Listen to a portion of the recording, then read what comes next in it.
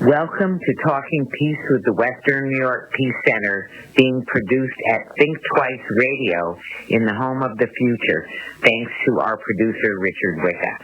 I am your co-host, Vicky Ross, and we are very grateful to have been a co-sponsor to Voice Buffalo for their candidates forum for the candidates for Sheriff of Erie County. So we appreciated the forum being created, and we will be rebroadcasting it now. Thank you. Good evening and welcome to our Erie County Sheriff's Primary Candidates Forum. Thank you so much for logging in and joining us. We have put so much love and effort, us, the community, into planning this event. At this time, we would like to thank our host, the Buffalo and Erie County Public Library, for hosting the event. We would also like to thank Will Holton and his media company for helping us stream the event on tonight. And we would like to acknowledge our forum partners: Buffalo Jewish Community Relations, the Buffalo Urban League Young Professionals, Faith in Action, Free the People of Western New York, League of Women Voters, the NAACP Buffalo Chapter, and the Western New York Peace Center. Voice Buffalo is an interfaith community-based organization that is made up of over 40 different coalitions, congregations, and almost 36 individual members. The forum tonight was planned by them, our members, and our community in response to the concerns and the need for reform in our sheriff's office. At this time, we would like to share a short video instructing you on how you can become more involved with some of the partners that we've read tonight, as well as Voice Buffalo.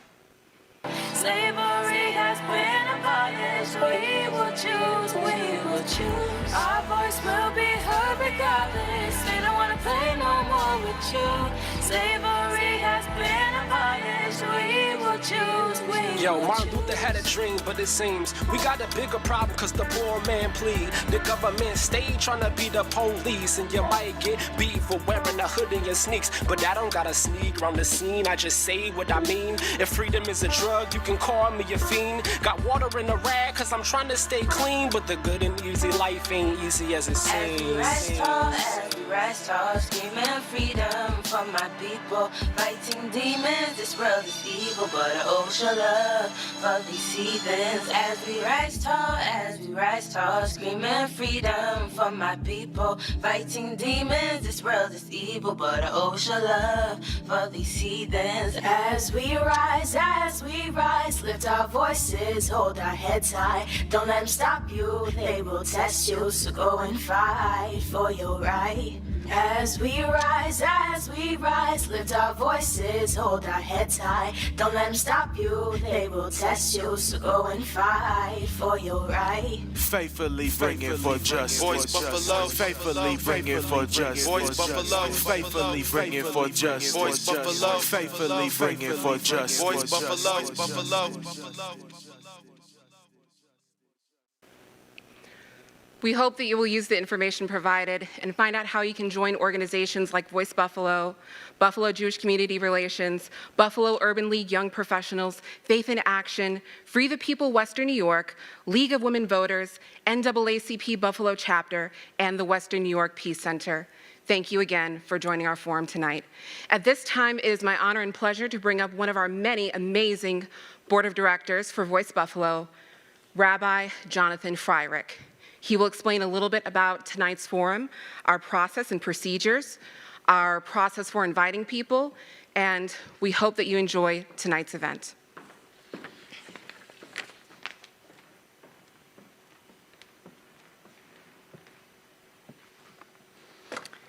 Good evening, and thank you all for being here. Thank you to our candidates. I want to emphasize that Voice Buffalo is a 501c3 organization. We are strictly nonpartisan and do not oppose or endorse candidates or political parties. We have 3 of our candidates here. A number of our candidates neglected to RSVP. Everyone was invited, and some people, of course, said they couldn't come, and But again, we are not endorsing anyone. We are not approving or in any way saying anything about those who have arrived or have not shown up. We are hosting a forum to give everyone the voice, as is our name, Voice Buffalo. Of course, Voice Buffalo does raise our voice and does take positions on specific issues impacting families in our communities. We look forward to working with any and all of our elected officials, regardless of party affiliation. We invited every single candidate running for sheriff to tonight's event, but did not receive a response from Karen Healy-Case, Ted Donato, nor Steve Filano. John Garcia politely declined our invitation to attend. Some notes about the people who are here. Kimberly Beatty is the Director of Public Safety at Canisius College and the former Deputy Commissioner of the Buffalo Police, the second largest police department in New York State. Kimberly is a certified master police instructor in crisis intervention, domestic violence, police mental health, and police supervision. Kim is an advocate for community policing, and she is running for sheriff to restore trust between the police and the communities they swear to protect. Miles Carter is an activist, father, and entrepreneur who has gained an intense understanding of the system and how it impacts our community. He has spent his time in the private sector, where he was integral in the organizational development of a leading technology company that created over 150 high-paying jobs in Western New York, and today is an independent business owner. Miles has an extensive background in community service and uses his voice to advocate for change and justice in Western New York. Brian Gould is a 21-year veteran of the Cheektowaga Police Department, where he currently serves as Assistant Chief. His public service encompasses more than 25 years as a volunteer firefighter and 12 years with the Cheektowaga Central School Board, including 5 years as board president. Brian has developed and taught crisis intervention and addiction response classes across the state, is a graduate of the FBI National Academy's Law Enforcement Leadership Program, and earned his bachelor's in criminal justice and master's in criminal justice administration at Hilbert College. And it is my honor to pass over the microphone and the podium to our organizer at Voice Buffalo, the Reverend Denise Walden.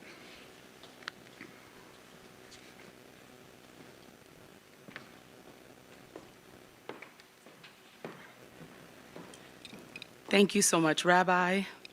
I greet you with blessings and peace, and I have the honor of introducing our moderator for this evening, Mr. Brandon Lewis. Brandon Lewis kicked off his career at WTAP-TV, the NBC affiliate in Parkersburg, West Virginia, in 2016. During his time there, he anchored and produced the Weekend Evening News and won 3 Associated Press Awards for his reporting on the drug epidemic in West Virginia and Ohio. He left West Virginia in 2019 and arrived in Buffalo that summer to become an evening reporter for Spectrum News 1. While in Buffalo, he's covered major stories, including the resignation of our former Congressman, Chris Collins, the Catholic Church sex abuse scandal, and the COVID-19 pandemic. His favorite part of working and living in Western New York is seeing the greater Buffalo community live up to its nickname of being the city of good neighbors. At this time, I bring to our moderator for the evening, Mr. Brandon Lewis.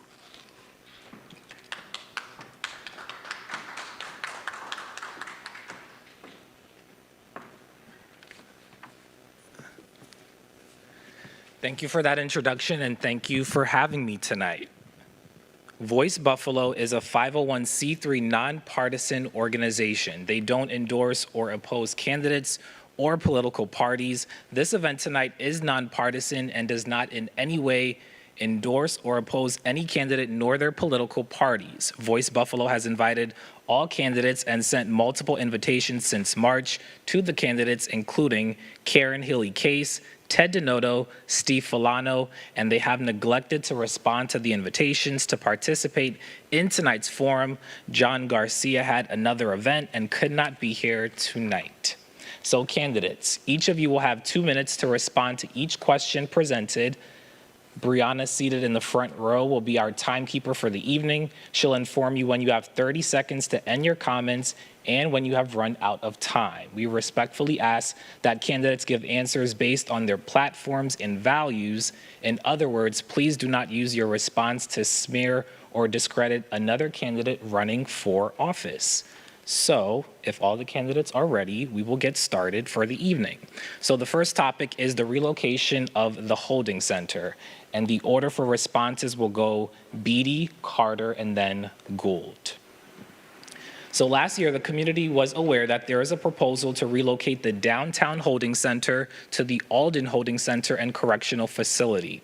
Voice Buffalo and the organizations who put on this forum tonight care very deeply about the experience of families and their quality of care. The first question on this topic is, where do you stand on the relocation of the holding center and transforming it into a pre-release facility? Into a what facility? A pre-release facility. Is this on? Yes. Okay. First of all, I want to thank Voice Buffalo for inviting us here tonight, and I also want to thank the candidates who showed up to talk about issues in our community. I want to start out with a story. A few years ago, I arrested a young lady, and I took her to the Erie County Holding Center. She was 16 years old. I'll call her Felicia. When I took her into the holding center, it broke my heart that I had to put a 16-year-old into a bullpen with about 40 other women who had been incarcerated. So I don't believe that people should be packed into a cell or into a facility. I don't feel bad about what I did for that young lady that day. I made sure she got an appearance ticket and that she could go home to her family. I worked with her and made sure that she did not have to stay there. I can reimagine both facilities being open like they are. We need jobs programs. We need to find support for our inmates and make sure that they're able to thrive. We need to make sure that they have training. We need to reduce recidivism and make them whole people so that they can survive when they end their incarceration. I want inmates to feel safe. I want officers to feel safe. And that would be my goal as sheriff of Erie County. I want officers to know at the end of their shift they can go home and that they've worked in a safe environment. Families need to know that their loved ones are safe. Also, if we move everything from the Erie County Holding Center out to Alden, it's going to impact families. If we couldn't get to the Galleria Mall a few years ago on public transportation, how are families going to get to Alden? Thank you.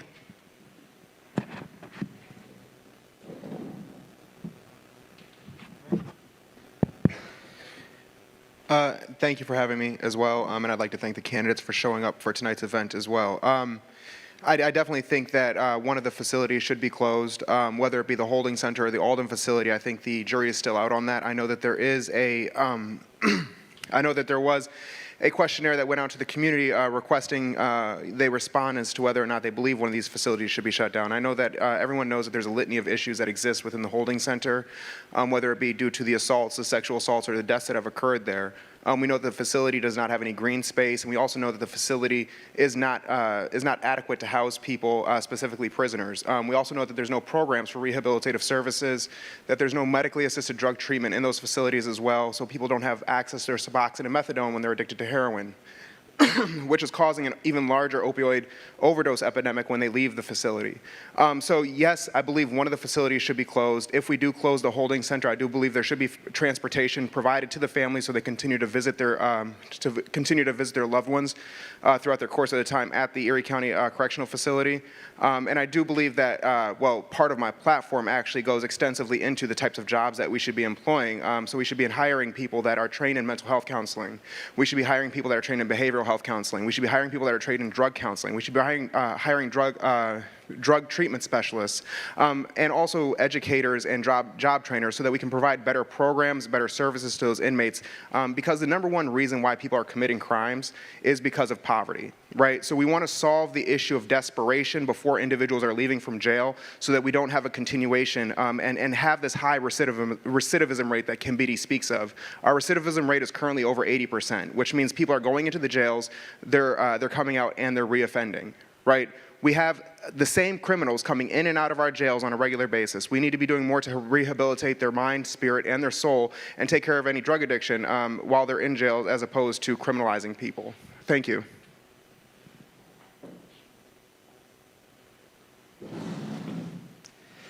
Good evening, and thank you to the other candidates and to Voice Buffalo for giving us as candidates a voice so that the public hears our stance on these important topics affecting our community.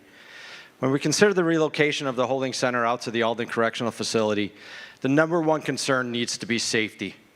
32 deaths in 16 years is unacceptable. Our focus when we look at reorganizing the structure of these two facilities needs to focus on safety. I'm hopeful that our community does not wait until January for a new sheriff to come in to begin this process. We can't wait any longer.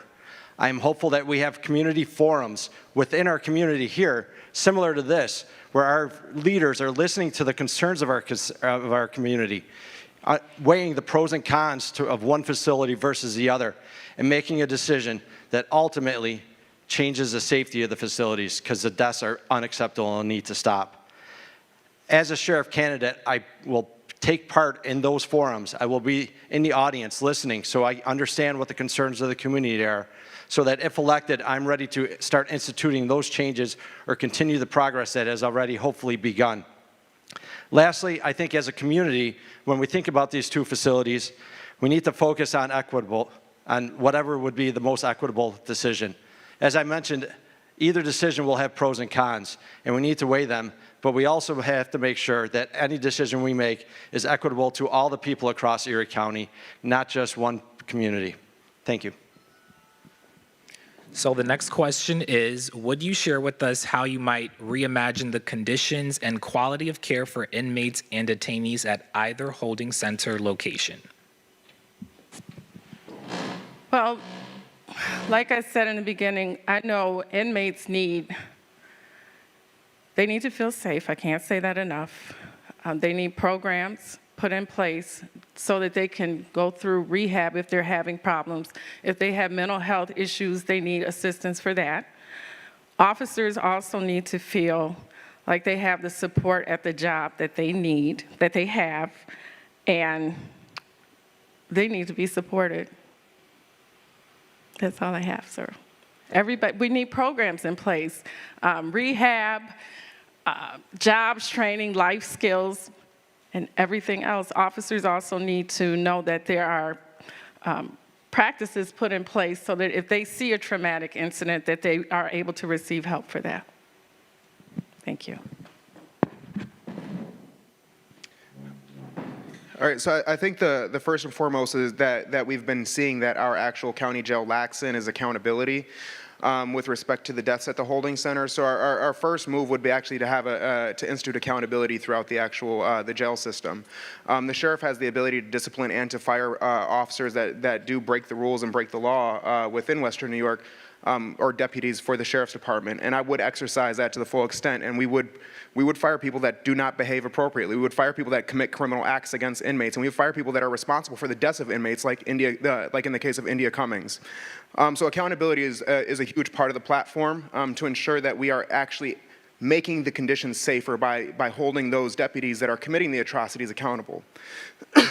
In addition to that, like I said before, we're going to change the way that we're actually hiring in the jails, all right? It's not just about believing that we need these programs. We're going to make sure that these programs are in place. We're going to make sure that we're hiring mental health counselors. We're going to make sure that we're hiring behavioral health counselors. We're going to make sure that we're hiring drug counselors. We're going to make sure that we're hiring drug treatment specialists. Our starting salaries for deputies is $60,000 a year, and they're getting tons of overtime. $60,000 a year is more than enough to pay these mental health counselors that are coming out of school, more than enough to pay these social workers that are coming out of school, to make sure that we're solving the problems that exist for the criminals that are coming into jail, so that when they come out, they're not recommitting the same issues. To make sure they have their family ties in place, so that they have living and housing situated. To make sure that they're connected to their social services, so they have food stamps and they have access to Section 8 when they get out. To make sure that they have access to their methadone and Suboxone if they come into the jails when they're addicted to heroin, so that when they come out, they're not overdosing on those drugs. And also to make sure that there's equal access to other medically prescribed prescriptions or medically prescribed drugs in the holding center and in the jail as well, because people are time and time again not having access to their proper medication, their proper medical treatment while they're in jail. So just making sure that that access is available is going to improve safety tenfold. Thank you.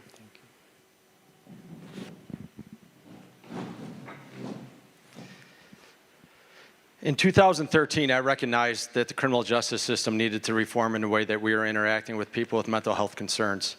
I developed a program of crisis intervention training where we began training police officers to recognize mental health concerns, to better respond to mental health concerns, and to know what resources are available within the community. As sheriff, I will expand that program and make sure that all of our, not only sheriff's deputies on the road, but also those within our facilities have training and have those skills. I will work to continue to improve the screening process so that every individual that comes into our facility is properly classified and receiving the proper services while they're within our facilities. I want to ensure that there is a good relationship between the forensic mental health staff, the medical staff, and the security staff of both facilities so that we are keeping everyone as safe as possible. I want to research best practices, such as the practices that Sheriff Dart has brought to Cook County in Chicago, Illinois. His program of pre-bond initiative, which diverts those with mental illness to secure community-based treatment facilities, and also works with public defenders to get lower bail amounts for people who are suffering from mental illness so they can receive treatment within our community instead of being locked into a facility with subpar treatment. Lastly, I want to be a transparent sheriff, one who communicates with the community our programs that we have available, and make sure that the families of people within our facilities have an open channel to discuss their concerns with the people who are entrusted with the care of their loved ones. Thank you. With the increase in population size, if the facilities were to consolidate, is there a guarantee that all necessary spiritual, recreational, and educational opportunities will be available to all, including detainees from the holding center, and what might that look like? About the spiritual programs. Well, of course, I'm a person, I am deeply grounded in my faith, and I believe that people need what they believe in life. I believe that programs need to be put in place. But what's more important, we have an issue in our society, and it's happening all over our country, a mental health issue. I know we've talked about these crisis intervention teams, and that's important. But we need for every single officer, every person in a uniform to be trained in police mental health, because you never know what you're going to get, and you never know what time is going to happen. So we don't want to wait for a crisis team to come in. There is a program done through the Division of Criminal Justice in New York State, police mental health, and every officer. I took the training when I was a training officer in the city of Buffalo, and I wondered, why isn't every officer receiving this training? So I think that's important for us to make sure that every officer is receiving training so that we don't have to wait for someone to come in to address a crisis. We should be ready and prepared. So programs, life skills. Recreational skills are important also. People need to exercise and they need to get out there and be healthy. That's important.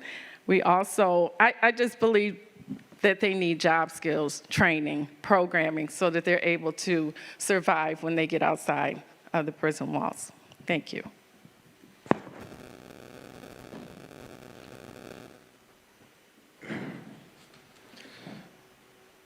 Can you repeat the question for me? Sure. With the increase in population size, if the facilities were to consolidate, is there a guarantee that all necessary spiritual, recreational, and educational opportunities will be available to all, including detainees from the holding center, and what might that look like? For sure. All right, so with respect to the spirit, well, with respect to consolidating the facilities, 100% under a Miles Carter sheriff, if the facilities are consolidated, not only will the existing programs be available, but we will actually build on those programs and add more programs to what we have for the inmates at the jails.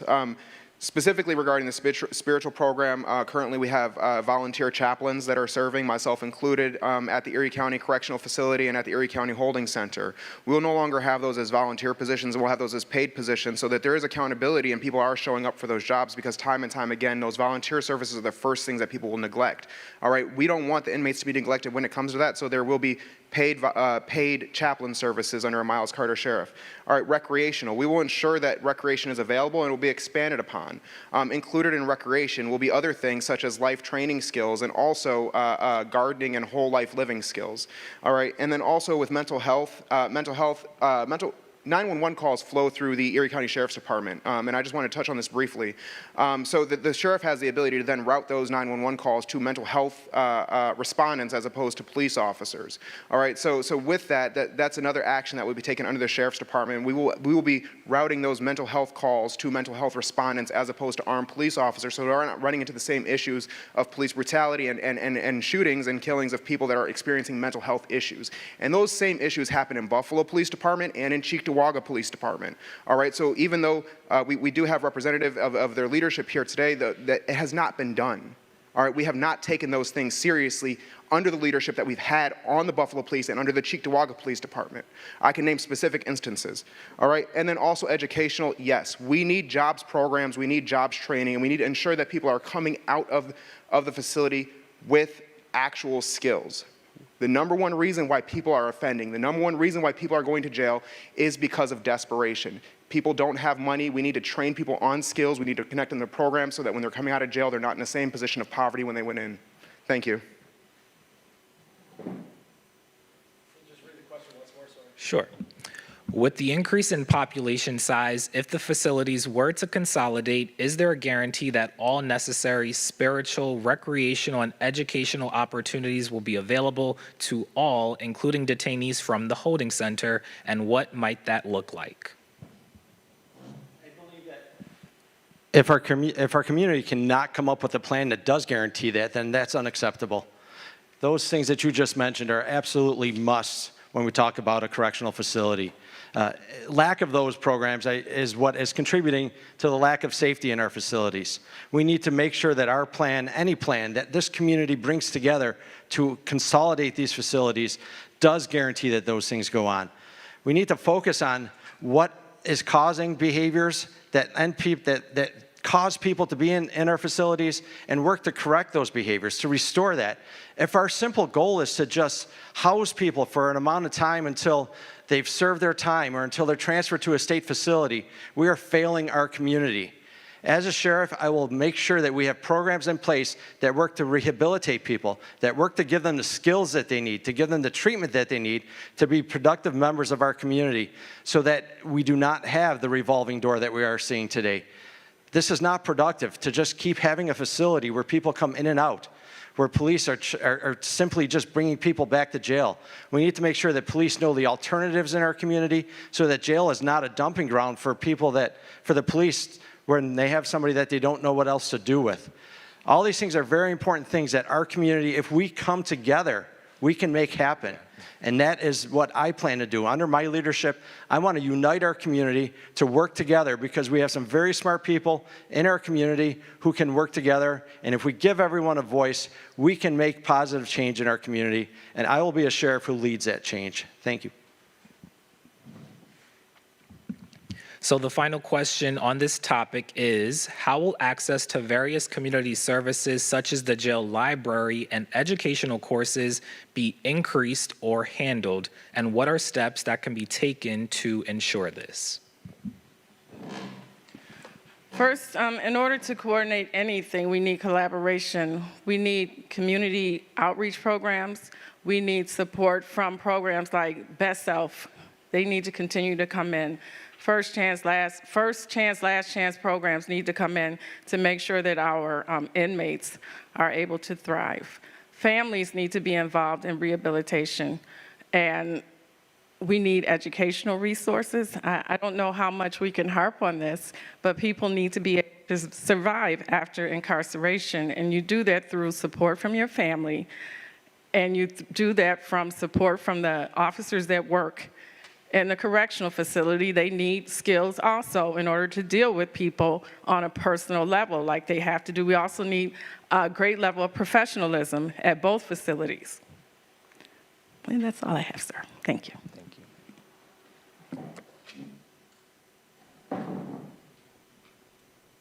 I think it goes without saying that part of my platform under the Miles Carter Sheriff's campaign is to actually hire the appropriate people to staff our prisons, because that's not what's being done today.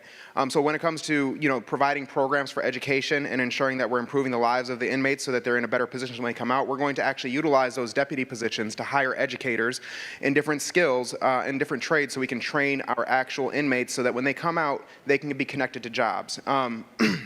One thing that we will do is we will work with the unions and the other organizations and companies throughout Western New York to then connect those people that have been trained to the actual jobs so that they have them available when they come out. There is a shortage of actual skilled workers in Western New York, and there's definitely a surplus of employers that are looking for skilled workers. So the jail could actually be a spot where we could provide that training, and then inmates can have access to those jobs when they're coming out. I think that that's extremely integral to building out a better or reducing the amount of reoffenders that we have. Additionally, like the library at the jail, I've actually seen it. It's a pretty large library. Unfortunately, the people that are in the jail today don't have access to it because of COVID restrictions. A lot of those inmates have been locked down on 23-1, meaning they're getting 23 hours of lockdown, 1 hour of actual recreation time. That time is not being utilized at the library. So we will definitely have open access to the library for all of the people that are in the jail. In addition to additional training, one of the big things that a lot of inmates do when they're in jail is they actually start planning for the life outside of jail. All right, part of that is actually business plans. There's a lot of actual inmates that develop business plans while they're in jail. So we want to work with those inmates to put their business plans to reality and actually get them connected to the services when they're out so they can actually put their ideas that came down onto paper into actual motion, because a lot of times people with felony and criminal convictions can't even get jobs. So being able to start their own business is a huge plus for us as well.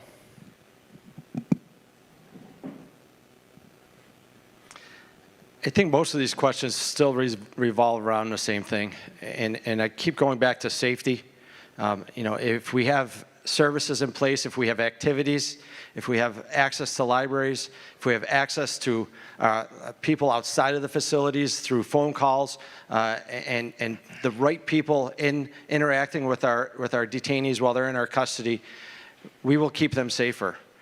I also think that we need to, as a community, look beyond our own walls. We don't necessarily have to reinvent the wheel with everything that we do. There are a lot of great programs, a lot of successful programs that are being implemented in other counties, other states, other parts of the country. I am a true believer of following the research, looking at what works in other places, and implementing those changes in our own community. Lastly, any changes that we do implement, we need to make sure that they are having the desired results. We have some very great colleges and universities in Western New York with some very bright young people who are eager to do research to help serve our community.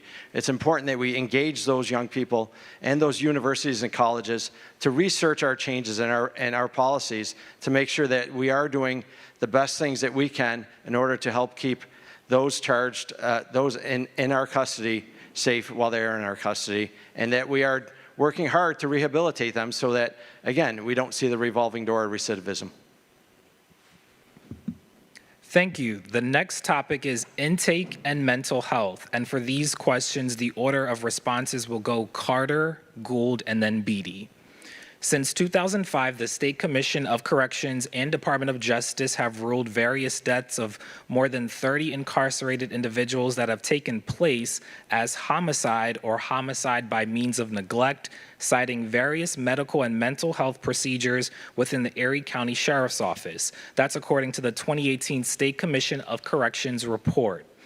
Voice Buffalo believes access to mental health services as well as appropriate and timely medical treatment are crucial components of violence prevention, and harm reduction, and can help eliminate negligence and violence at the hands of the carceral system.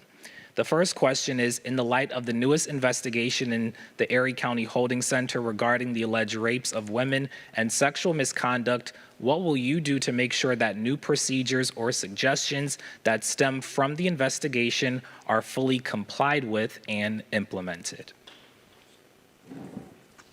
Again, the sheriff has the ability to actually discipline those officers that are involved or those deputies that are involved with misconduct. All right. Instances of assault and sexual assault, those officers will lose their jobs. There's no way around it. There will be a proper investigation. Those officers will be relieved from their duties, and then criminal charges will be pressed in specific cases where they're criminally liable for damages that they've done against inmates. To me, it boggles my mind that in 2019 there was over 400 cases of assault and sexual assault in the Erie County Holding Center. Not a single person lost their job. Not a single person was prosecuted. 31 deaths at the Erie County Holding Center. Plus, since 2005, since Sheriff Howard's been in office, not a single person has lost their job. Not a single person has been prosecuted as a result of those deaths, even when they're ruled a homicide or a homicide by medical neglect. So instituting a system of accountability is my first and foremost point as sheriff, because that's not happening today. And in my 3 bullet points, as far as the day ones that I have promised, we have in there Carriol's Law. Carriol's Law will be implemented at the Sheriff's Department, where not only will the officers be required to report instances of misconduct, they will be held liable if they fail to report those instances of misconduct. Carriol Horn is a hero here in Buffalo, New York. Her sacrifice, her losing her job, her gaining her pension back is a story of faith and a story of belief for us. And we should take that Carriol's Law, we should implement it in the Sheriff's Department, and we should ensure that those deputies are being held accountable for the atrocities that are being committed against those individuals. So it takes more than just a good leader. It takes a complete cultural change within those jails. And that's what we're going to bring with the Miles Carter Sheriff campaign.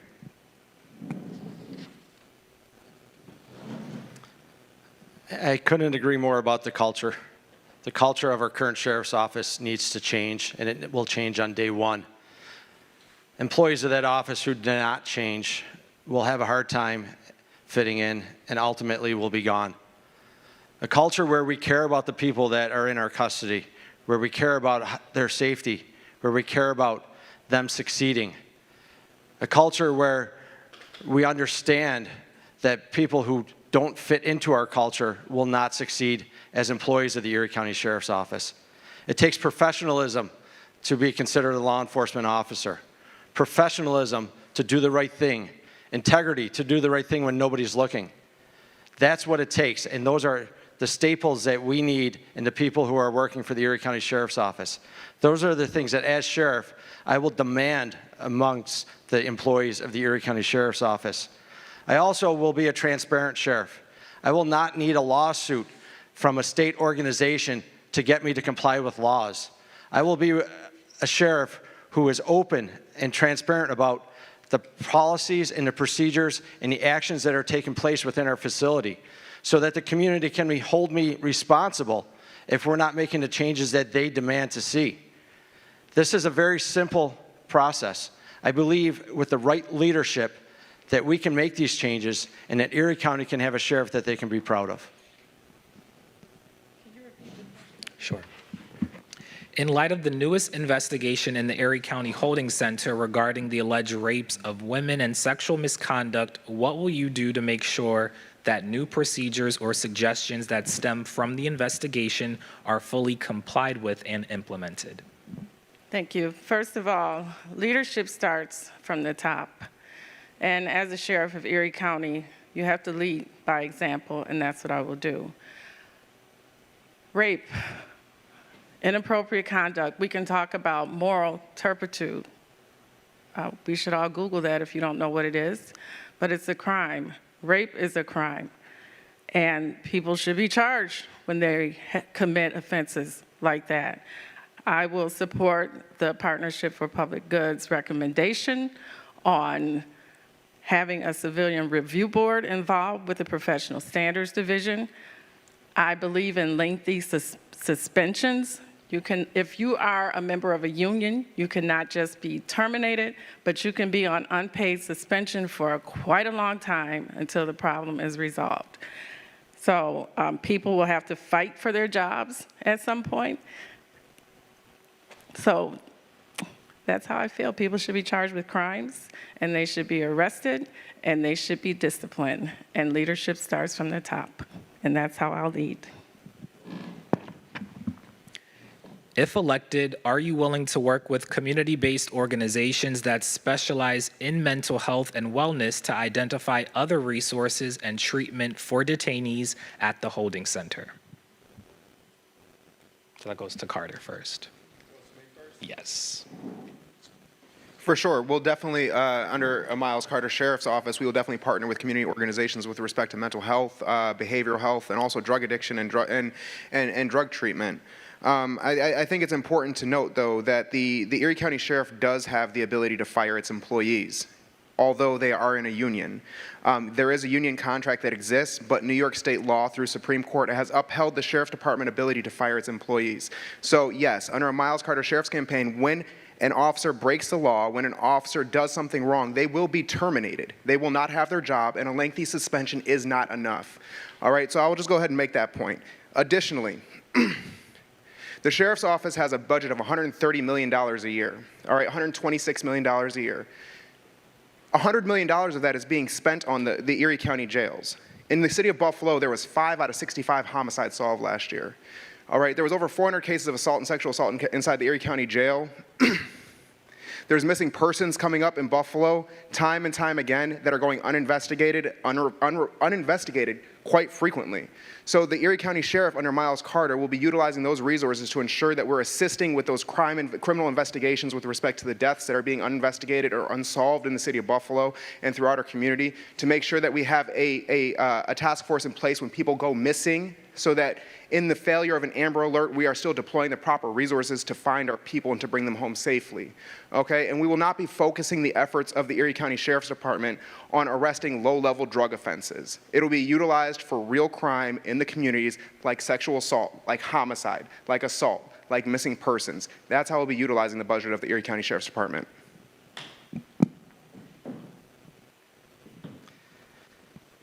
If we truly want to have safe facilities, we must partner with our community resources. We must make sure that our officers understand those community resources, and we must make sure that we have the relationships with those community resources so they know how they can help us to help our community, because we all have the same goal, and that is to do the best we can for the residents of Erie County. I have a history of partnering with community organizations. As I mentioned earlier, in 2013, we developed crisis intervention team training that we have since implemented for every recruit that goes through the Erie County Central Police Academy. Every police officer does get this training in the academy. And part of that training is partnering with the community resources. The National Alliance on Mental Illness, NAMI, has been a great partner of ours so that officers understand the perspective of family members while their law enforcement interacts with their loved ones who are struggling with mental illness or being detained in a facility. I developed a program where we have a mental health clinician, a professional, embedded within our police department, 40 hours a week, partnering with Endeavor Health Services. That program has been so successful that we have since seen that program replicated in other departments across Erie County. 3 such professionals working with the Buffalo Police Department, 1 in the town of Tonawanda, and 1 in the town of West Seneca. As I mentioned earlier, we can't do this alone. The police and the law enforcement community needs the help of our community and all of our community to make this happen. The resources that are already in our community are great resources, and if we do not take advantage of them, we will not be doing the job that our community is entrusting us to do. Thank you. People are dying in Erie County while they're in custody. There's also inappropriate activity. When I talked about suspension, I mentioned unpaid suspension. When I talked about officers receiving training, I'm talking about the same training that the training officers, the training instructors receive. There is more than just basic training. You have to continue training, and it has to be ongoing throughout your police career. Yes, I will work with programs like Best Self, Evergreen, and also the Buffalo Urban League so that we can help people after during and after their incarceration, because we want them to be able to develop into respectable members of our society and that they don't have to deal with reentry and recidivism. So yes. And the final question in this topic is, how will you incorporate best practices in de-escalation and other proactive policies to prevent injuries and deaths within the holding center? And we'll start with Carter. I'm sorry, can you ask one more time? Sure. How will you incorporate best practices in de-escalation and other proactive policies to prevent injuries and deaths within the holding center?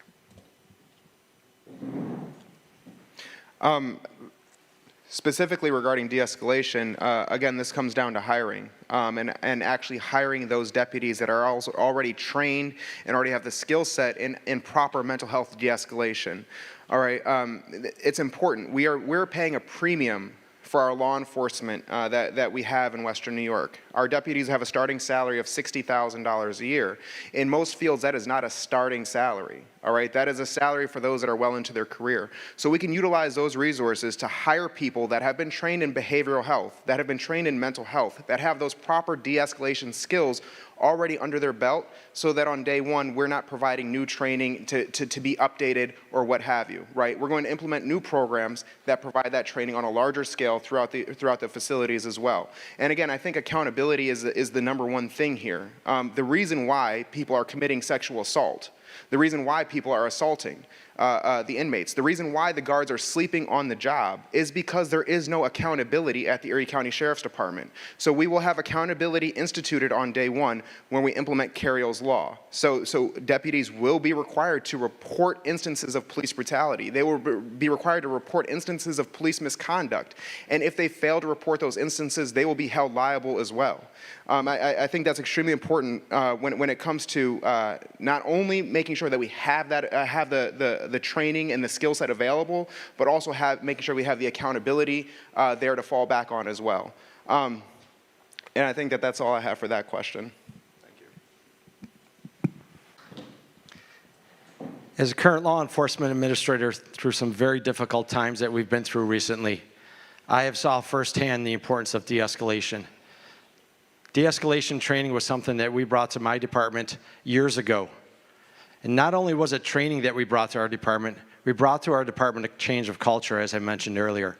Culture where we not only train our officers in de-escalation, but we expect that to practice how we've trained them. We review their work through the use of body cameras, a program that I implemented last year within my department. Not only are we reviewing body cameras when there is a complaint or an incident, we are having random reviews to make sure that officers are performing the way we expect. That is something that, as sheriff, I would make sure happens both on the road patrol and within the facilities that are under my command. I also want to make sure that we have the proper policies in place and that we're looking at best practices from across the country. Again, there are many departments who are doing a much better job at things, and we need to make sure that we are availing ourselves to the best resources. De-escalation training works. I've trained officers to do it, and I've witnessed officers who are good at it. Officers who are not good at it get good with better training. It is my administration's goal that we would bring the best trainers and the best classes we can to our officers, and in fact, we would make sure that we're doing that routinely. As was mentioned earlier by another candidate, training needs to continue. It's not a one-time thing. We need to invest in the proper training for our officers so that our officers have the tools and they know what is expected of them. And then we need to hold those officers who do not meet our standards accountable. Thank you, Brian. I do believe we need to do de-escalation training to prevent injuries to our civilian population, to prevent injuries to our inmates. and to prevent injuries to officers. You're better off if you're able to talk a dog off the back of a meat truck. So you're better communicating with people and using your verbal skills. Also, as you do this training, you need to bring in professionals. I have a long career in community policing. There are a lot of resources out there, and we need to implement them in our training practices. We also need to do this training so that we can improve morale in our police departments, and that's all over the nation. Officers go to work every day, and they're met with negativity, and they also come to the point where sometimes they feel threatened for nothing. We're always on guard, so we have to do everything that we can to also de-escalate ourselves. So it's important that we improve morale by providing training where they can be certified and they have resources to receive help. So we need to do de-escalation training to prevent injuries and to prevent death. The next topic is solitary confinement, and the order of responses will go Gould, Beatty, and then Carter. The current administration of the Erie County Sheriff's Office utilizes the practice of solitary confinement through a program called segregated disciplinary housing and charges detainees and inmates $1 a day for solitary confinement. Empirical evidence cites solitary confinement and all its variations as torture, leading to anxiety, depression, paranoia, aggression, and hypersensitivity. The HALT Solitary Confinement Act has recently been passed in the state, but will take some time to be adopted into jail procedures. So the first question on this topic is, how do you view the practice of solitary confinement, and explain your reasoning for your stance? As I keep going back to, safety it should be our first concern. We should do no harm. Safety of the other detainees and safety of our staff working in these facilities.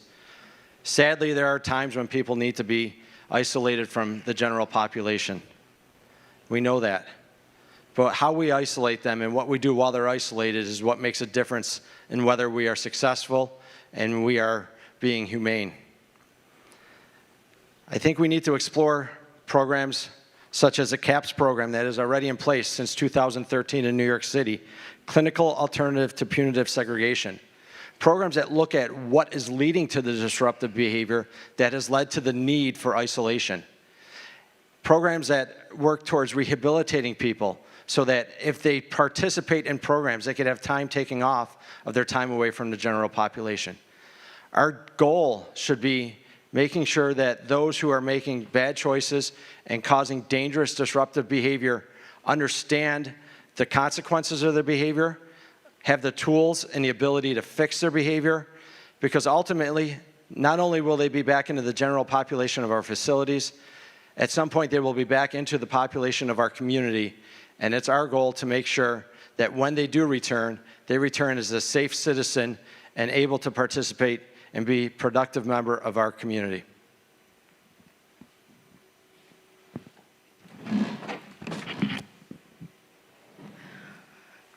At the onset of an arrest, a person begins to feel isolated. You put the handcuffs behind their backs, you sit them in the back seat of a patrol car, and the doors lock, and they can't get out. Now they take a trip with the officers, and they're booked, and their movement is confined. And then they're put into a cell. So think about that. Think about George Floyd. Think about how he felt when he told the officers, "I'm claustrophobic." So now we're isolating a person. Solitary confinement leads to depression, it leads to regression in your progress, and it also affects your mental health and your stability. We need for people to thrive and survive incarceration. So now we have them away from others. They cannot thrive when they're not with other people. No one wants to live on an island alone. It affects your mental health, and it can make you a little paranoid, a lot paranoid. So it's breaking people down. We need to lift people up. People need to know that they are safe in any environment where they are. I need for people to feel safe as the sheriff of Erie County. We need to find another way.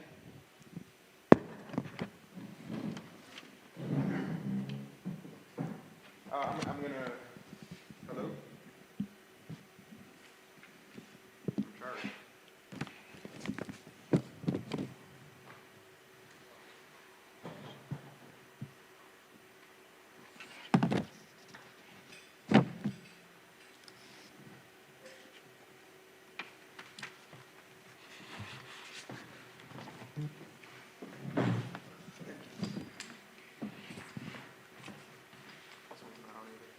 Hello?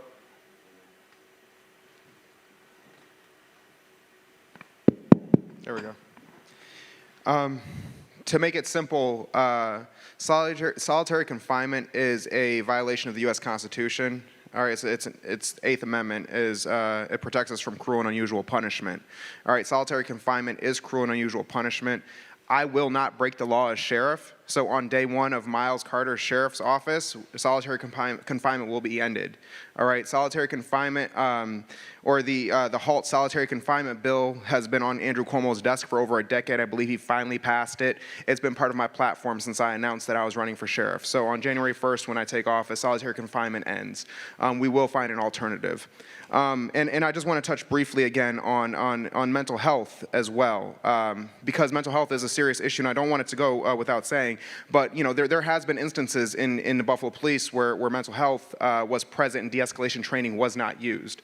All right, and this is an instance that has happened time and time again. All right, in instances where we have training, right, the training has failed, and those officers have not been held accountable. All right, we have Willie Henley last year in July, or in August, who was facing a mental health crisis. Willie Henley was shot. Okay, we have Meech Davis, who was not facing a mental health crisis, but was being interrogated by the police. He was held down by one officer and punched in the face repeatedly by another officer until he died. All right, and he died of I believe it was of oral asphyxiation. All right, and this is Buffalo Police. Last year, during the Black Lives Matter protests, we have another individual who was suffering, Samuel Mara. All right, Samuel Mara was having a mental health crisis, and he was in Cheektowaga. All right, and he was held down in a chokehold that's illegal in New York City, but not illegal in New York State. All right, so mental health crisis again, and we failed with policing. And again, representatives of the leadership in those police departments are running for sheriff today. They have failed to provide proper mental health for our people and our citizens in this county already, and it's not going to get any better unless we actually take a stand and say these are the things that we're going to do, not the things that we want to do. As sheriff, how would you reconstruct or eliminate the use of solitary confinement? As I mentioned earlier, we need to look at more of a restorative housing model. The models exist. I believe they may have even been proposed in Erie County, yet we've lacked the leadership of a sheriff who wants to see positive change, who wants to work to make our facilities safer. Under my administration, I will listen to the experts who are working for us. I will make sure that we have the brightest minds working for us so that we can develop procedures and policies and practices such as restorative housing, where we are, again, as I mentioned earlier, looking at the factors that led to the behavior and doing everything we can to correct those factors so that we do not have a need for solitary confinement within our facilities. Sure. As sheriff, how would you reconstruct or eliminate the use of solitary confinement? Well, first of all, I do agree with the HALT solitary confinement. And if you read, or if you have knowledge of the 2021 New York State minimum standards and regulations, everything according to the Commission on Corrections in New York State is in this book. At this point right now, I cannot say that the Sheriff's Department is putting people in solitary confinement for more than 15 days. It's actually less. In my administration, we will reduce this and find other programs and other ways to do segregated housing. Segregated housing could also mean adding more space. you also have to push in programming. People need to feel that they are in, jail is not a walk in the park, but they need to know that they're going to survive and be safe, and you cannot continue to put people in solitary confinement. So it has to end. We have to find another way. I can't say that enough.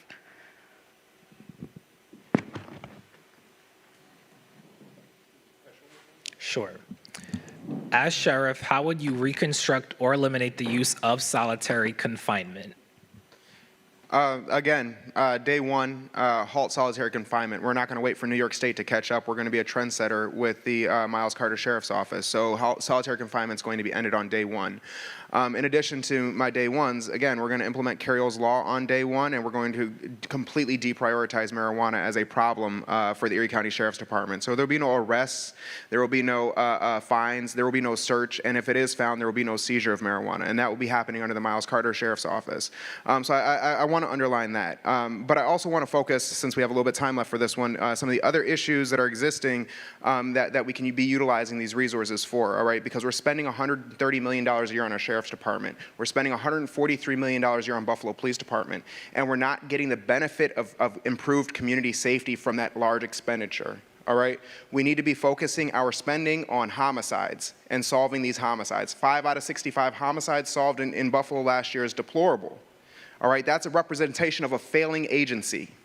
All right, Buffalo Police Department is a failing agency if the only thing they can do is solve 5 out of 65 homicides. We don't have safety in our community. Hundreds of untested rape kits at county. The Erie County Health Center, hundreds of untested rape kits at county. Again, $130 million sheriff's budget. We should be utilizing those resources so that we can take care of that first chain of evidence we have for sexual assault. All right, that's not being done today. All right, missing persons, specifically missing black people, going uninvestigated continually. In the case of Tira Lott back in February, she went missing. It was not investigated as a crime. 3 weeks later, she came up dead by the train tracks. All right, we have a spending problem in Erie County. We're spending too much on policing, we're spending too much on incarceration, and not enough to keep our communities safe. And the final question on this topic is, what specific steps will you take to ensure that deputies and other jail officers enact best practices with inmates and the community?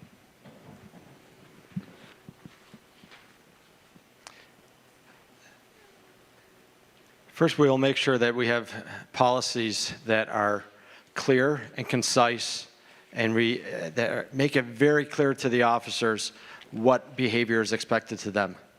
Secondly, we'll make sure that we have proper supervision in place, close enough supervision, supervision who is willing to stand up and hold someone accountable when they make choices that do not align with the policy. Thirdly, we'll make sure that we have discipline options for those who do not comply with the policy so that our officers who are working for our sheriff's office understand that they cannot get away with behaviors that do not match our policies. It's simple business management, organization, and leadership. Starts at the top, 100%. Lead by example, being present within our facilities. As sheriff, I will be in our facilities. I'll be walking around. I'll be in both the facilities and supervising the road patrol, just being present to make sure that everything that we have in place as an administration is making its way all the way through the channels and is being used in a way so that our community members and those entrusted, whose care is entrusted to us, are kept safe.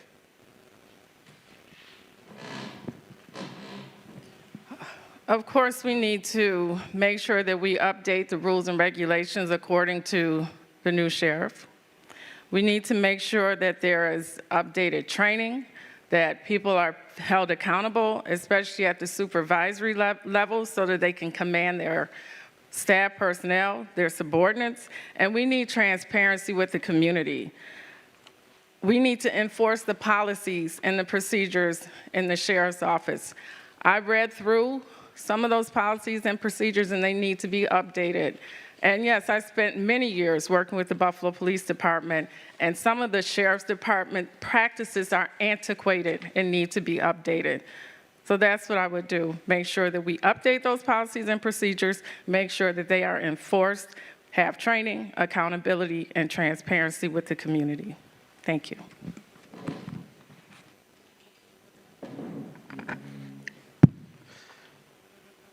All right. So again, day one, implementing Carroll's law. And it will be enforced at the Erie County Sheriff's Department. So there will be accountability with respect to police officers and their policing in both the jails and in the road patrol. All right. In addition to that, we're going to ban chokeholds. So chokeholds will be illegal the same way they're illegal in New York City. They'll be illegal in Erie County under the Erie County Sheriff's Department. All right. Mental health calls. Right, this is another way that we can promote safety in our community. Right, too many times people that are suffering from mental health episode, they're getting unfair treatment from the police. All right, we saw this with Rueda Salem and Lieutenant DeLong last year in July, when Lieutenant DeLong and a bunch of Buffalo police officers were harassing a man that was outside of 7-Eleven having a mental health crisis. He then assaulted Rueda. Okay, meaning the Lieutenant DeLong assaulted Rueda. All right. So instead of having armed police officers responding to every single mental health call, right, when we have a non-prioritized mental health call, we will make sure that there are mental health respondents to that call. All right. And that will definitely help keep citizens safe. We're going to be spending less time on traffic enforcement under the Miles Carter Sheriff's Department. And we'll be spending more time on making sure that people are investigating, again, homicides, sexual assaults, and missing persons specifically. And when there is a case of a death or police brutality at the Erie County Sheriff's Department, under my administration, there will be an independent investigation done. And we will take that investigation and we will act upon that. Thank you. All right, just as a reminder, we respectfully ask that candidates give answers based on their own platforms and values and to not use their response to smear or discredit another candidate running for office. So the next topic is phone and commissary, and the order of responses will go Beatty, Carter, and then Gould. Funding for the sheriff's office is substantial, with $126 million being spent this year. Additionally, the Erie County Holding Center's phone and commissary rates are some of the highest in the state. In the 2019 financial reports, for example, the Erie County Sheriff's Office listed $945,749 in revenue just for phone and commissary. Expensive commissary and phone costs make it difficult for detainees with health and dietary restrictions to afford nutritional food and make it challenging for many detainees and inmates to maintain contact with their loved ones. So the first question on this topic is, what is your position on jail spending and sources of ethical revenue? First, I'm sorry, was I first? Yes. I'm sorry. First of all, we need a sheriff that can be seen and be heard. And like I said, leadership starts at the top. There are some integrity issues with this revenue. I don't know where it's going, but it needs to go to health and fitness program and recreational activity for inmates and contacts with their families.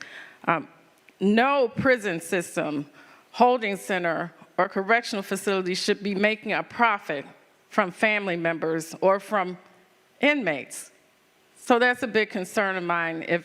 When I become sheriff, this will not happen. This money will be turned back to the inmates for their recreation, family, and care. Family outreach, contacts and care.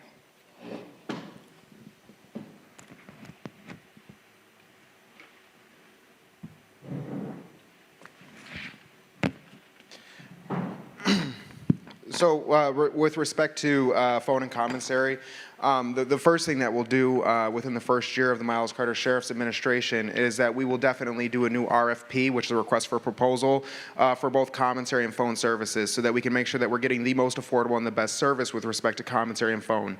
In addition to that, we'll be ending kickbacks.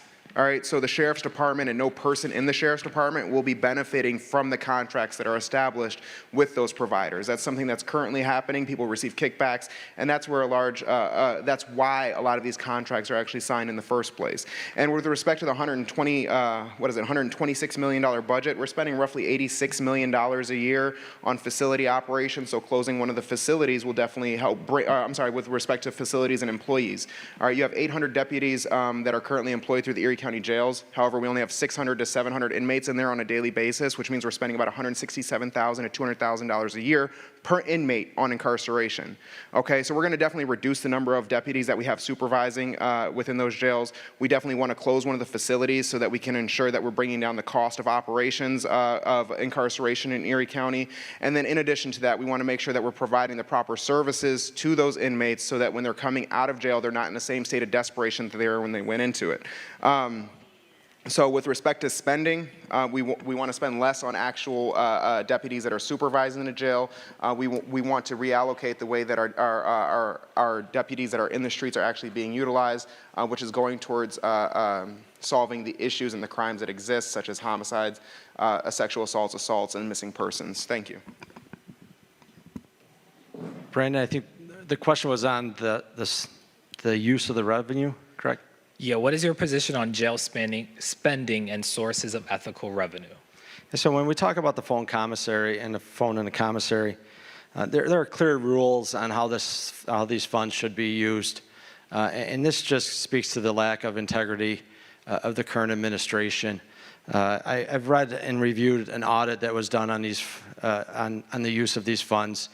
And these funds should not be used to supplant things that are supposed to be already in the budget. These funds are designated to be used to improve the welfare of those in our custody. Under my administration, that is what they will be used for. We do not need these funds to improve our regular services. If there's something we need, I will have a relationship with the Erie County Legislature where I can actually go and tell them what we need and ask for additional funding if in fact we do need it. I'm not saying we're gonna, but we need that relationship between the legislator and the sheriff, and under my administration that will happen. We also need to make sure that our phone and commissary systems are reasonable and equitable. Everyone should have access to them. It shouldn't matter how much money you or your family have when you get arrested and you end up in a facility. These services are provided to improve the morale, which ultimately improves the safety. And if there's one thing that should be overarching in all of my answers today, I'm hoping you get out of it, is improving and maintaining the safety of those in our custody. Using these funds for anything other than that is inexcusable, and it will not happen underneath my administration. The final question for this topic is, how might you reimagine phone and commissary use and costs in the holding center?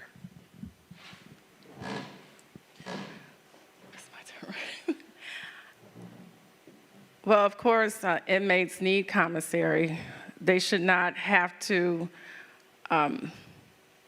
pay a substantial amount of money that they're not making for these things, phones, commissary. We should not be making money off the backs of prisoners. So, I'm sorry, could you please repeat your question? I have a headache, I need a root canal, and I'm trying to get through this, and I apologize. Your friend, how might you reimagine phone and commissary use and costs in the holding center? Thank you. I imagine it being fair and equitable for the people that are there. I can't imagine the sheriff making a profit off of these things. And if the profit is there, it needs to go back to the inmates so that they can have recreational resources, training, and educational skills put in place, and so that they can have contact with their families, programming, life skills, and things of that sort. I apologize, my medication is wearing off.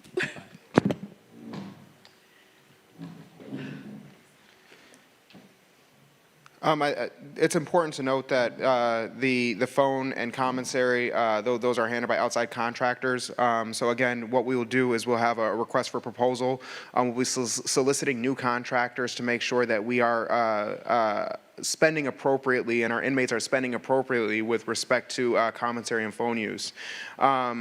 Big point, the food nutrition at the Erie County jails is deplorable. Which is why the inmates are relying on commissary to continue to improve their health.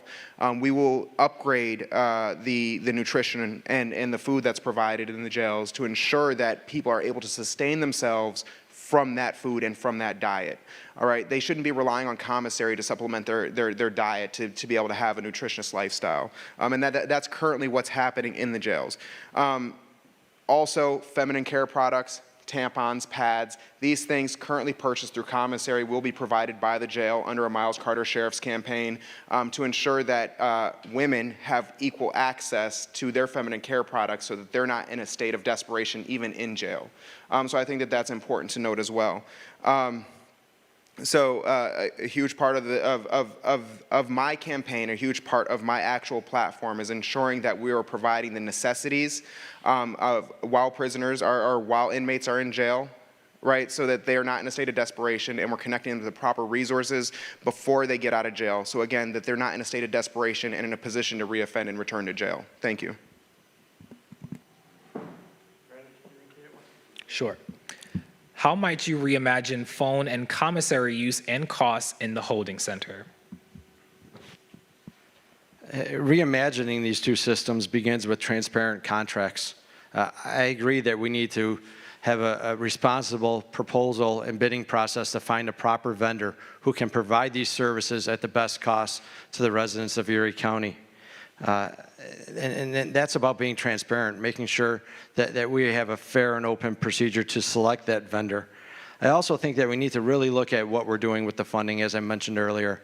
There are many things that we can do with these funds to increase the welfare of those in our custody. I am a big proponent of technology. I believe that by adding cameras to our facilities, even body-worn cameras for the deputies who work in our facilities, will help to increase the safety of our facilities. I also think that although we are not running a luxury facility, we need to make sure that people are feeling safe and they have the contact with their community or with their loved ones in the community.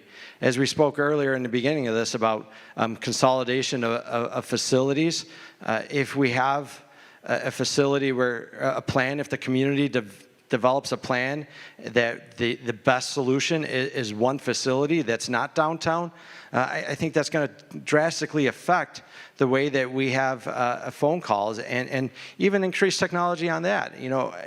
I think everybody right now has been used to using computer screens to actually see the person on the other end of the screen. Things like that, using technology, anything that we can do to help improve the morale of the people in our custody will go a long way to not only improving the safety for them, but also for the safety of those who are working in these facilities. So for the final round of questions, the order of responses will go Carter, Gould, and then Beatty. The State Commission of Corrections has investigated the holding center numerous times, and in 2018 went so far as to name the holding center as the top 5 of the worst jails in the state. That's according to the 2018 State Commissions of Corrections Most Dangerous Jails in New York State report. If elected, how would you collaborate with the State Commission of Corrections, the Erie County Legislature, and community-based organizations to increase collaboration and promote policies that support evidence-based practices in recidivism? I'd like to say I'm currently doing a lot of this work now with community organizations with respect to identifying the issues that exist within the jails and providing solutions for those issues. So when we're talking about whether or not we're closing one of those facilities, I've actually sat in on those meetings to discuss how we're going to push that survey out to the community, and I reviewed those responses that came back as well. And under my campaign and under my administration, we will continue to work with organizations throughout the course of Western New York and even nationally to improve the standards that we have and that we hold within the Erie County jails and on the Sheriff's Department. With respect to the Commission of Corrections, with the death of India Cummings in 2017, I believe it was, the Commission of Corrections ruled her death a homicide by medical neglect. Right, I will go through that entire report, right, and we will hold every single person that came in contact with India Cummings, as that report calls out, responsible, and we will hold them accountable for her death. All right, that's something that's not happening today. There is a complete lack of accountability with respect to the Sheriff's Department. With respect to policing in Western New York, there's a complete lack of accountability. We can go through time and time again of police brutality in the streets of Buffalo, in the streets of our surrounding suburbs, and we can go through time and time again the issues of police brutality and inmate neglect, and that exists in our county jails. So with the Miles Carter Sheriff's Campaign, we'll be working to end that. We will work with the Commission of Corrections to review those reports and to actually hold those individuals accountable. We'll work with programs and organizations throughout Western New York to make sure that we're providing the best services so that inmates are not coming out of jail in a state of desperation and reoffending and returning to jail. Thank you. As someone who spent a lot of time studying criminal justice, one of the people I often look back to was Sir Robert Peel. And Sir Robert Peel many, many years ago said that the people are the police and the police are the people. What that means to me is that we cannot do this alone. We need to be a united community working to make a better criminal justice system to improve the lives and the safety of the people of our community. We do that through collaboration with partners, with experts in the community. We do that by studying evidence-based procedures, by knowing what works and what won't work so that we don't waste our time and lose lives trying things that have already proven not to work. Under my administration, I plan to follow those ideals, to use evidence-based practices, to work with our community, to collaborate with the experts in our community. My goal is that one day, Erie County, the Sheriff's Office, is a best practice that other communities are looking to us to replicate procedures and practices that we have, because right now that is not happening at all. Thank you. Right now, we're operating at a standard that is embarrassing. New York State has standards and regulations for management of county jails and penitentiaries. We need to make sure that we increase our operating levels so that we are above those standards and we do not fall below. I believe we need to use body cams. Videos cannot go missing when officers are involved in questionable activity. I will make sure that we don't violate civil rights of any person. We have to do investigation. Leadership will be held accountable, and so will officers. I am well-versed in collaboration with a lot of groups because I've served in the community, and I believe in community-based partnerships. As the chief of E-District, I help the community flourish and grow. As the Deputy Police Commissioner of Operations in the city of Buffalo, I help the entire city flourish and grow, especially as far as community outreach and partnerships are concerned. Right now, as a Director of Public Safety at Canisius College, I am well-versed in collaboration, and that's what I believe in, and that's what we will do. Thank you. How will faith leaders and other community-based organizations be included in discussions that impact jail procedures for detainees, and will they have a seat at the table? Yes. Faith leaders will be included in employment at the Erie County Sheriff's Department, specifically ensuring that we hire chaplains at the Erie County jails to ensure that they are not only have a seat at the table, but are responsible for the care of the inmates, not just during religious services, that they're there to provide counseling services throughout the course of time, that they're able to prioritize this because it is their salary and their means of income and the way that they provide for their family. All right, currently the way that it's being done is having volunteer services, volunteer chaplains come into the holding center time and time again. Services are not being held for the inmates where they're being required to hold their own services. I find myself at fault from this time to time. And that's something that needs to change 100%. So faith leaders will not only be included in the shape of the deputies or in the employment of the deputies at the Erie County Sheriff's Department, they will also be included with helping to reshape and reform the way that the county jails look today and the way that policing is done through the Sheriff's Department. I've worked with faith leaders before, including Voice, with respect to understanding the issues that exist at the jails and understanding the changes that need to be made. Last year, I attended a funeral service with Voice that was held outside of the Erie County Holding Center that was representative of the 30-plus deaths that have been held at the Erie County Holding Center. So I not only maintain my own faith strongly, but I will work strongly with faith leaders, with non-for-profits, with other organizations, and with regular community members and ex-inmates to reshape and reform the way that we're doing incarceration and how we provide community safety, because I want to get away from the word policing. Thank you. In the short couple of months that I've been on the campaign trail already, I've had the pleasure of meeting some very, very dedicated pastors and religious leaders in our community. And one of the overarching things that I've heard, one of the concerns that I've heard from many of them is the lack of access to people within our facilities. I do not understand why that happens, and under my administration, that will not happen. These are dedicated people in our community who are asking to help. I will not turn away people who want to help. As sheriff, I will reach out to engage more people who want to help. I will listen to them, I will learn from them, and I will lead our department to make the changes necessary to engage them so that they can help us to keep people safe within our custody. I've mentioned earlier, we're all in this together. We all have to be part of the solution. By decreasing access or not giving our religious leaders the access to their congregation or people of their community while they're in our facility, I think is something that needs to change, and it will change under my administration.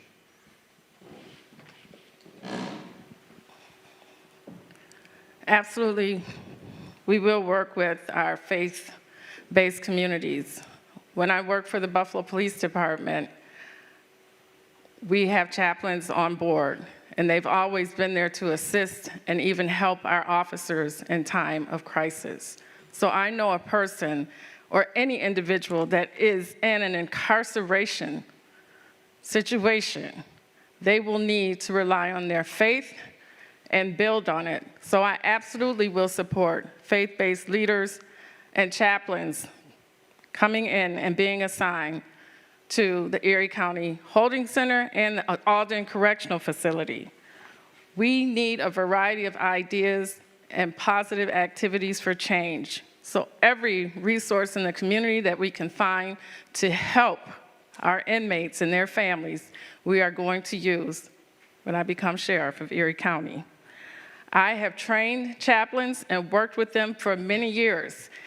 Even now at Canisius College, a Catholic Jesuit institution, I am so proud to be a member of the campus community. We have a campus ministry. We have a wonderful relationship. We meet with them every few weeks, and we will continue in the Erie County Sheriff's Department. I know right now they have some issues in gaining access, but that access under me as sheriff will never be denied, because I know how strong I stand in my faith and my belief, and we will have faith-based leadership at the facilities. Thank you. All right. Well, at this time, I just want to give each candidate 2 minutes for closing remarks to end out the forum. So I'll just start with Mr. Carter. Thank you. And thank you again for providing this platform today. I'd like to state that I've been a longtime resident of Erie County just about my whole life, with just a bit of time that I lived down in Florida when I was a child, all right? There's a ton of issues that exist with respect to policing and criminal and incarceration in Western New York. All right, Western New York is spending way too much money on policing. We're spending $143 million a year through the Buffalo Police Department. We found that department to be guilty of violating civil rights in E District. All right, they had illegal checkpoints on the east side in E District from 2008 to 2014. It was a violation of civil rights. We've seen police brutality in Buffalo. We've seen police brutality in Cheektowaga. We've seen the failure of police officers with response to mental health calls. There's a litany of issues that exist. In incarceration, we've had over 400 cases of assault and sexual assault in 2019 that went unreported and uninvestigated.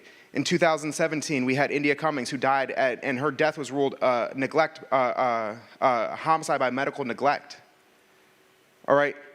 In my sheriff's office, we will have transparency. In my sheriff's office, we will have accountability. On day one, we're implementing Carroll's law. On day one, we're halting solitary confinement. On day one, we're deprioritizing marijuana entirely. All right, we're going to improve the diets of the inmates. We're going to have new contracts for new service providers through an RFP process to make sure that we're getting the best in class. We're going to hire mental health, drug counselors, skilled trainers. We're going to reduce the number of guards at the facilities. And we're going to change the way that $130 million police budget is being used at the Sheriff's Department. We're going to make sure it's being used to solve the homicides that are going unsolved.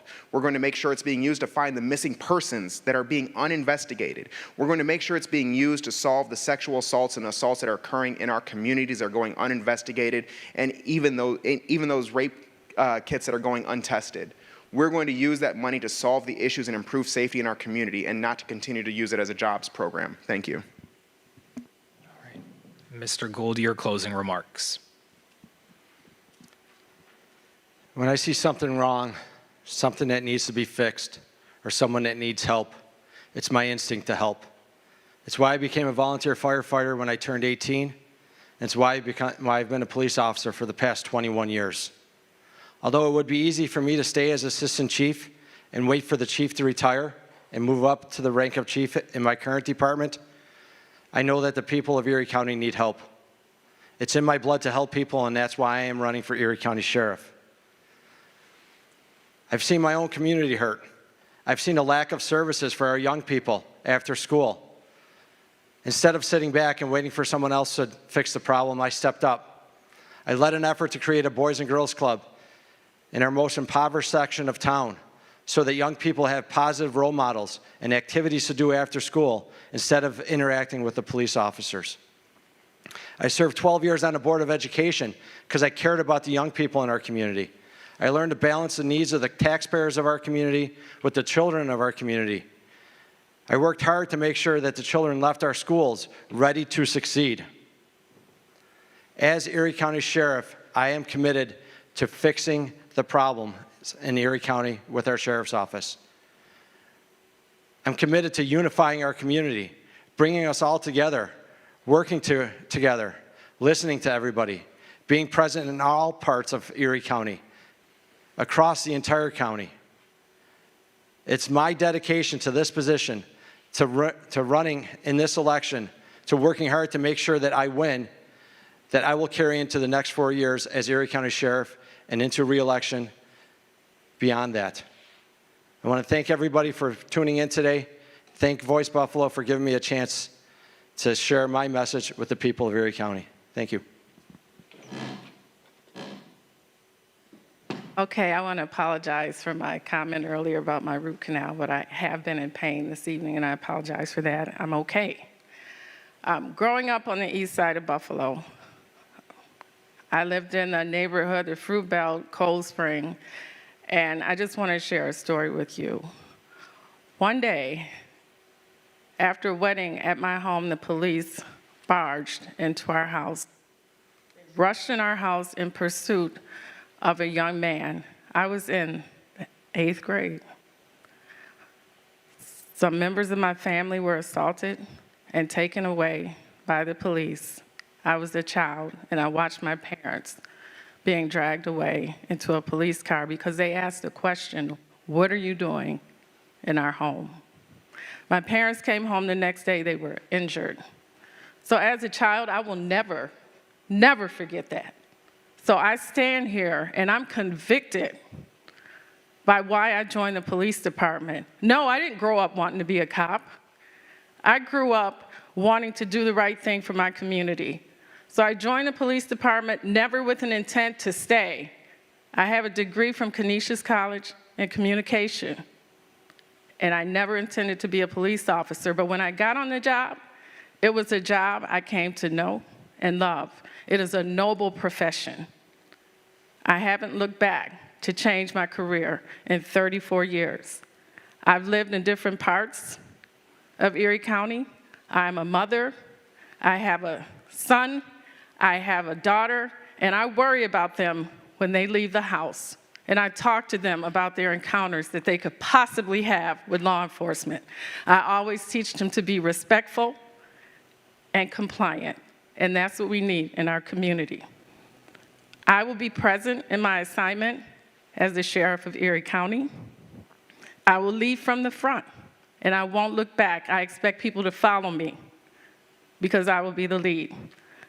Like I said, it's a noble profession, and I'm proud that I've served with the Buffalo Police Department for 31 years and with Canisius College for the past few years. Thank you. Well, that concludes the Q&A portion of tonight's forum. We'd like to thank all the candidates for coming out and providing their platforms, and for Voice Buffalo and several community organizations for hosting tonight's forum. So at this time, I'd like to bring up lead organizer Denise Walden to round things out for us. Thank you.